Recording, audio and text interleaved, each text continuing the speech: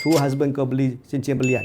Korang perasan tak, kaum wanita, perempuan, kalau kita mention pasal berlian, memang diorang excited sebab diorang fikir berlian ni untuk mata cincin je.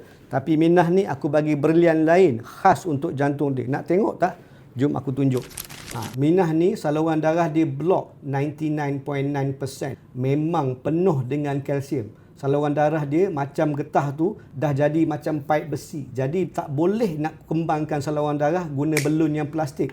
Jadi saya terpaksa guna berlian, diamond drill, kita panggil rotablator. Korang tengok ni, yang hitam bulat-bulat ni, yang kat sini, kan, tiba-tiba aku tolak masuk bawah.